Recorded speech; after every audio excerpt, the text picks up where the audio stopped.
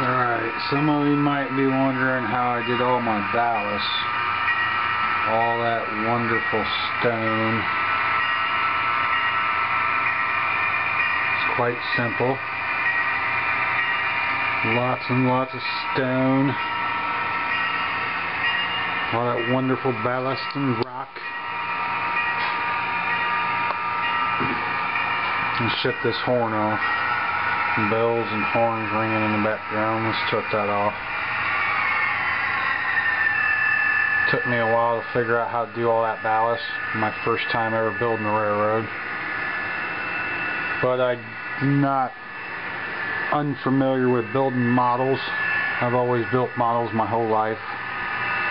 So this is just my depiction of my model. As you can see, it's pretty high off the floor. I do believe it's about 4.5 feet off the floor. And I'm going to show you my secret to my ballast.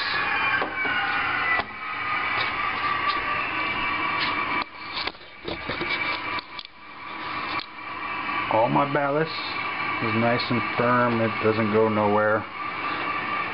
I used nothing but the old traditional white glue, white, and it's glue. And then the easiest thing in the world to do is obviously make ballast.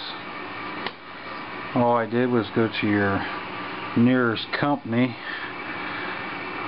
blasting media company, and asked, hey, could I get some of that stuff that falls on the ground? And they said, sure, help yourself. I took a shovel, I scooped it all up. That's floor dry. This is red media for blasting. This one here, oh, this one ought to be easy. Anybody figure out what this is? Correct. Kitty litter. Black Beauty. You can buy that Tractor Supplies, any place that sells blasting media, Home Depot. It's all fairly cheap, and the easiest to get is traditionally clay, floor dry. Now with clay, it does soak up a lot of water, so you won't have to use so much water and get it all wet and stuff, but I found that I do like getting it all wet, soaky and soppy. Soaky and soppy's good, right? Because soaky and soppy create cracks. Correct. Cracks can be filled with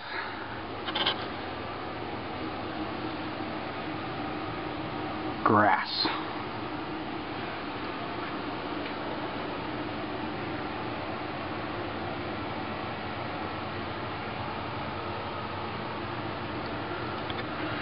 My buildings are submerged in this floor dry stuff.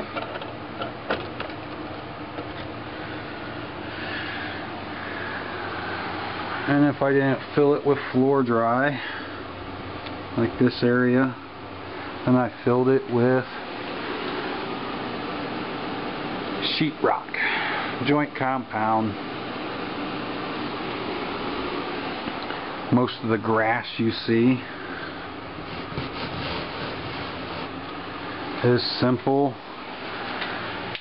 green paint,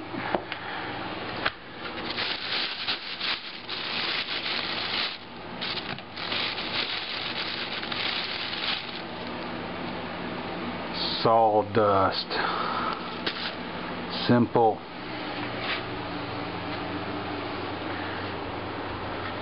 Looks fairly real.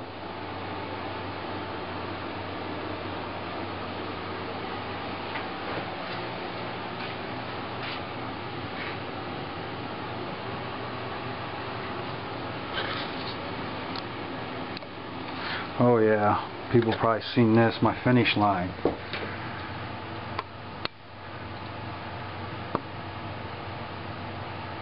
Yes, that is checkered floors. Some of you are probably wondering, how do you get checkered floors?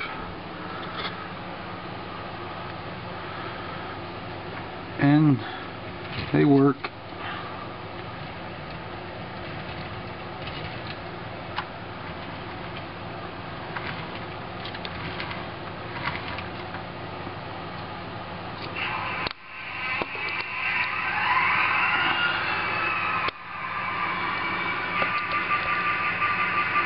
My newest addition, my fall protection.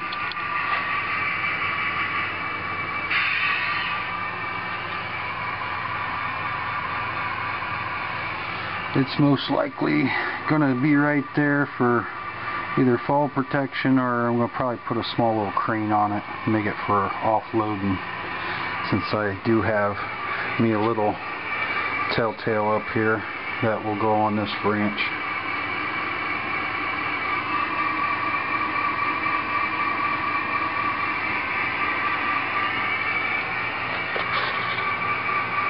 Well, anybody have any questions? I've seen that people are starting to look at the videos.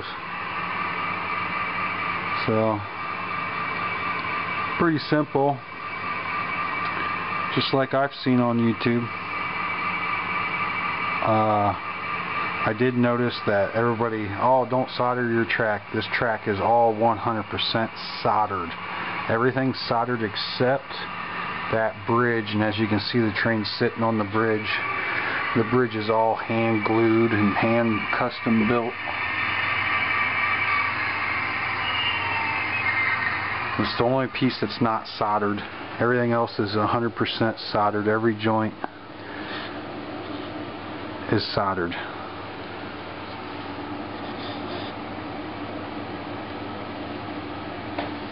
Soldered and glued. I figured I know enough about metals. I am a millwright for a living. I do mess with nothing but metal my whole life, so I know enough to know that it's not going to expand or contract in an ambient temperature, meaning my basement doesn't fall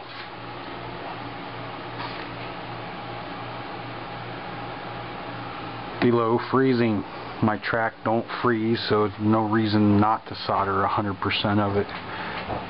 I don't know what you guys building your tracks outdoors or what, where you can't solder it 100%, but I highly recommend if it's indoors, solder it 100%. It's not going to expand. It's not going to contract unless you go on vacation and you turn your heat off. Simple. There's some other stuff that bothers me, like the cleaning of track. I don't know. I've never cleaned my track except one time. I used to play guitar a long time ago, and there's this product called Detox It. Now, as you can see, my track is really shiny. This Detox It actually cleans it and then protects it. It puts such a good protection on it that I actually can spray glue all over it and just wipe it up, and then my trains are still running just fine. They start, they run, no glitches. You even see me using my fingers sometime to open the switches, because some of them don't even have nails or anything holding them. They're just flipping in the wind and no problem. Train don't stall. I've had bigger trains on it. I've had a steam engine on this thing and nothing stalls. I've never had a stall yet. So these, I can't believe people are actually buying them new microchips. If you would just read up on how to take care of your metals in your track or anything electrical, you'll find that this product is actually, it's probably the best product ever invented for electrical conductivity. And it even says back on the back side of the package, it's for animated equipment. Animated means equipment that moves across electricity.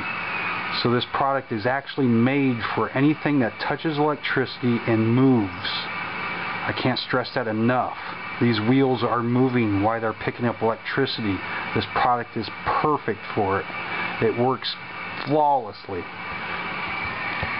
Actually, I get so angry just thinking about all the people that are putting these total control, never stall microchips in their trains, and they're wasting their money. All they have to do is buy a $20 product and treat their metal one time.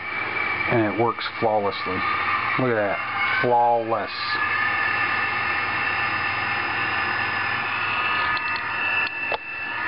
I'm going to put it down. Let's enjoy.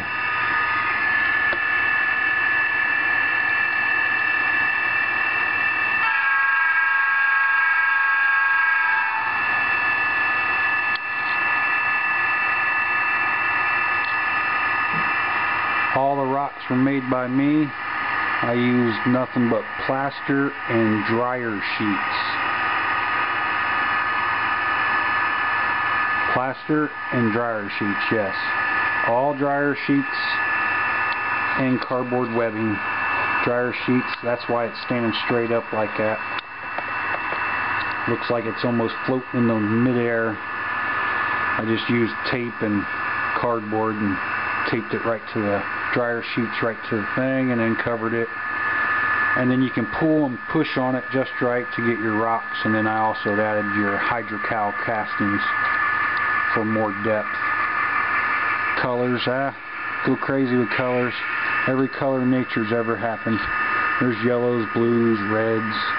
Every color I can think of I've used.